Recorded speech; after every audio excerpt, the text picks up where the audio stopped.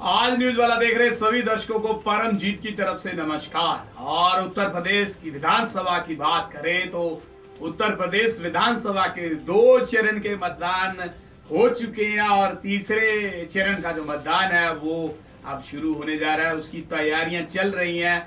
और बात करें जितने राजनीतिक दल हैं, अगर बात करें कांग्रेस की, बात करें समाजवादी पार्टी की, बात करें बीजेपी की और बात करें बसपा की, बहुजन समाजवादी पार्टी की, तो सब पार्टी अपना जो प्रचार है वो एकदम से करने लगे हुए, बहुत फास्ट ढंग से कर रही है। किसी भी क्षेत्र को नहीं छोड़ा जा रहा, किसी भी वोटर को छोटा नहीं समझा जा रहा, सबको एक सम्मान भी दिया जा रहा है। और उनको जो लोक लुभावने वादे हैं, कहीं तो जुमले छोड़े जा रहे हैं, कहीं पे उनको ऐसा कहा जा रहा है कि आपको ये देंगे, टेंशन मत कीजिए, ये भी सब दिया जाएगा आपको, ये भी देंगे, ये कारखाना भी बना देंगे, ये भी बना देंगे, वो भी बना देंगे। तो लोग उनकी बातों में अब लगे हुए हैं। और ये कह सकते हैं एक तरफ लैपटॉप है, एक तरफ मोबाइल है, एक तरफ फ्री सस्ता खाना, एक तरफ मोबाइल है, बहुत सी जो बातें हैं, लोग एकदम कंफ्यूजन हो चुके हैं लोगों के दिमाग के अंदर कि किसको वोट डालें। लेकिन ईवीएम मशीन के ऊपर जाकर आदमी का निशान उंगली है, किस बटन के ऊपर जाकर के रुकती है,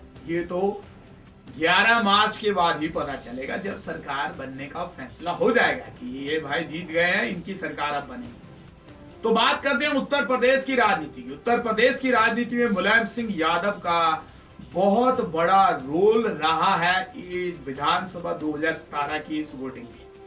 बात करें चुनाव से पहले ही घर में जो घमासान हुआ था, पहले साइकिल के चुनाव निशान को लेकर आपस में तू मैं हुई और बेटा और पुत्र की आपस में बहुत सी ये खटपट हुई और चाचा शिवपाल भी कूद पड़े। चाचा शिवपाल के साथ भी ये बना वो बना। और उसके बाद राम गोपाल यादव की बात करें, बहुत से बड़े नेता हैं जो एकदम से पूरा बवाल उत्तर प्रदेश की राजनीति में। और इसी चीज को देखते हुए समाजवादी पार्टी की जो लिस्ट है, जो गठबंधन है, इसके ऊपर भी थोड़ा वक्त निकलता चला गया।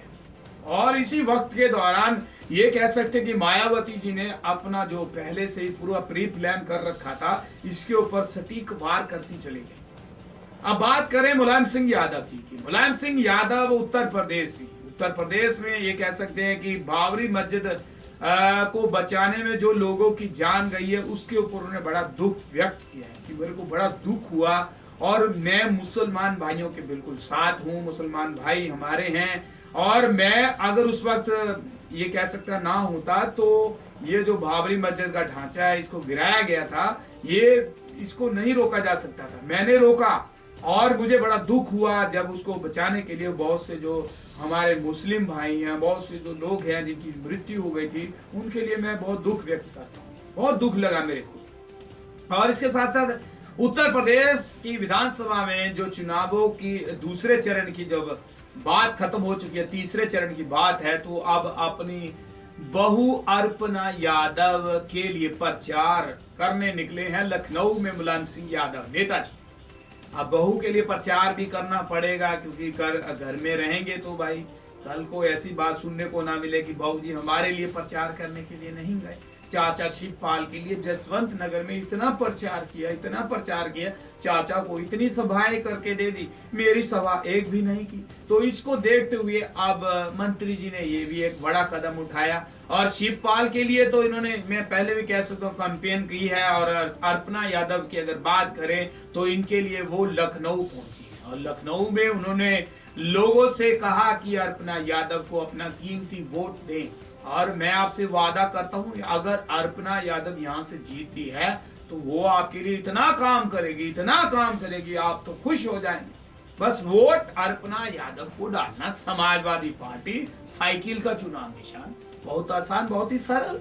और ये कह सकते हैं कि अर्पणा यादव की अगर बात करें, अर्पणा यादव लखनऊ कैंट से विधानसभा के लिए जो चुनाव लड़ रही है, कि लखनऊ कैंट के उनके जो सामने जो उनके विरोधी हैं, विरोधी दल के उम्मीदवार रीता बहुगुणा जोशी, जिनको बहुत ही कद्दावर नेता माना जाता है और बहुत ही बड़ी संख्या में उनकी जो पावर है, उनकी जो वोट है, जो उनका फैन क्लब है, उसको देखते हुए मंत्री जी को भी वहां जाना पड़ा। और वहां जाकर लोगों को उन्होंने बताया कि समाजवादी पार्टी ने अब तक क्या किया। पिछले विधानसभा की बात करें, कांग्रेस की टिकट पर जीती थी रीता बहुगुना, लेकिन चुनाव के कुछ महीने पहले ही उन्होंने बीजेपी का दामन थाम लिया और बीजेपी के साथ आने के बाद अब पावर, ये कह सकते हैं कि सेंटर में मोदी सरकार है और बीजेपी अब थोड़ी पावर में कहा जा सकता है कि उत्तर प्रदेश में आती चली जा रही है। तो बहुगुना की अगर बात करें, इनका अच्छा फैन क्लब है और अच्छी पकड़ है लखनऊ कैंट सीट के ऊपर। और लखनऊ कैंट सीट के ऊपर ही अर्पणा यादव, जो मुलायम सिंह यादव की बहू है, वो उस सीट के ऊपर अपना चुनाव लड़ रही है। अब उनको जिताने के लिए मंत्री जी ने भी एडी चोटी का जोर लगाना शुरू कर दिया और ताबड़तोड़ रैली उन्होंने उस इलाके में करनी शुरू कर दी और सबको समझाया बुझाया कि भाई किसी की बात में मत आना, समाजवादी पार्टी के साथ ही आना, हमारी बहू को ही वोट डालना और किसी को मत डालना। तो अब नेताजी की बात के ऊपर कितने लोग गौर फरमाएंगे ये तो 11 मार्च के बाद पता चलेगा। लेकिन बात यह है कि मंत्री जी की बातों से लगता था कि मंत्री जी अपने अंदर, जो उनका अंदर का दिल है, वो अपने दिल से प्रचार नहीं कर रहे। एक ये कह सकते कि लोग दिखावा जो होता है, ये कहा जा सकता है कि अब भाई अब तो करना ही पड़ेगा, नहीं तो लोग क्या कहेंगे, ये सोचकर मंत्री जी अपनी सभी रैलियों को कर रहे हैं।